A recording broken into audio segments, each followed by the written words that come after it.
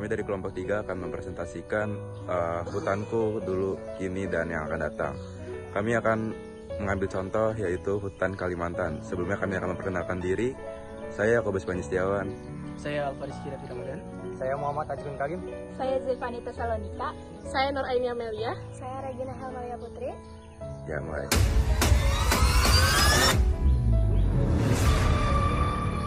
Dahulu, Kalimantan dikenal sebagai salah satu wilayah dengan hutan hujan tropis terbesar di dunia.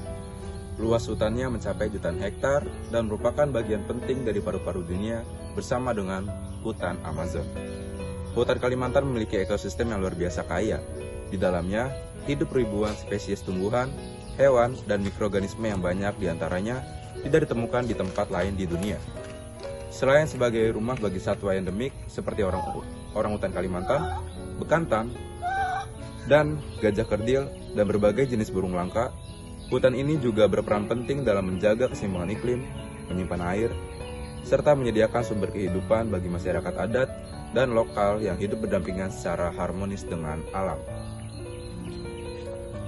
Dan masyarakat adat seperti suku Dayak menggantungkan hidupnya mereka dari hasil non-kayu. Seperti apa?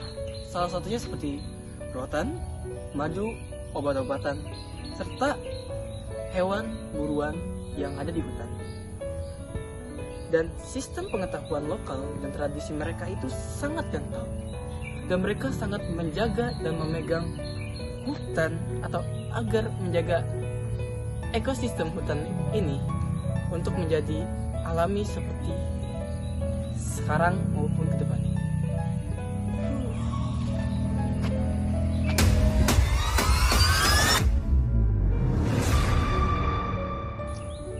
Namun kini, kondisi hutan Kalimantan sangat berbeda sejak dekade 1980-an.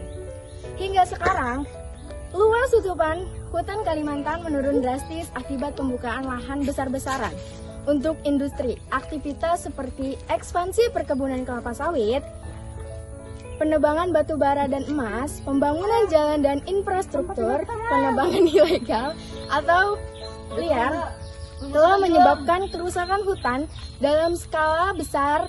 Ribuan hektar hutan dibabat setiap tahunnya. Banyak perusahaan melanggar aturan dengan membuka hutan primer yang seharusnya dilindungi.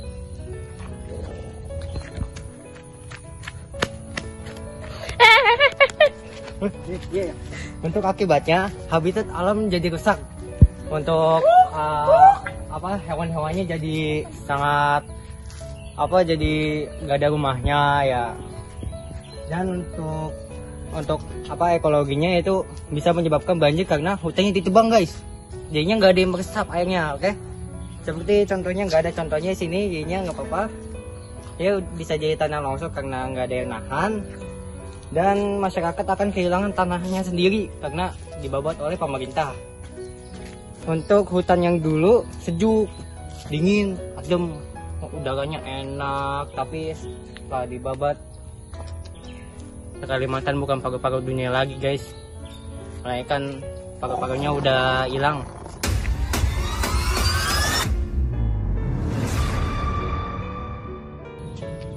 Jika tidak ada tindakan nyata, maka masa depan hutan Kalimantan sangat mengkhawatirkan. Diperkirakan bahwa sebagian besar hutan akan berubah menjadi kawasan pemukiman padat, lahan industri dan perkebunan skala besar, wilayah tambang aktif, dan bekas tambang terbengkalai. Konsekuensinya sangat besar. Spesies langka dan endemik akan punah. Krisis iklim akan memburuk karena penyerapan karbon alami. Kualitas hidup manusia akan menurun akibat cuaca ekstrim, krisis air bersih, dan pemanasan global. Generasi mendatang tidak akan lagi mengenali hutan Kalimantan seperti yang kita kenal hari ini. Emangnya kalian mau hutan kita jadi kayak gitu?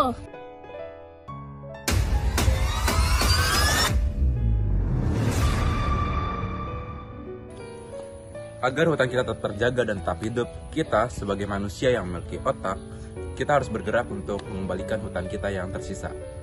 Yang pertama, hentikan deforestasi baru. Pemerintah harus melarang pembukaan hutan lebih lanjut, terutama untuk perkebunan dan pertambangan. agar sisa hutan kita lebih terjaga. Nomor 2, reboisasi dengan pemulihan alam. Seperti hutan yang telah rusak, harus kita tanami oleh pohon-pohon asli Kalimantan. Untuk apa? Ya, untuk mengembalikan ekosistem atau wilayah-wilayah yang telah rusak menjadi pulih atau kembali seperti dahulu kala. Yang ketiga, tegakkan hukum lingkungan. Perlu tindakan tegas terhadap pelaku penebangan liar dan perusahaan yang merusak hutan tanpa izin. Untuk yang keempat adalah libatkan masyarakat adat untuk menjaga kestabilitas hutan dan menyampaikan pesan kepada orang sekitar agar terus menjaga hutan selayaknya yang ada. Yang kelima, dorong ekonomi hijau. Alihkan ekonomi dari yang merusak hutan menjadi lebih ramah lingkungan, seperti ekowisata, pertanian non-kayu, dan pertanian berkelanjutan.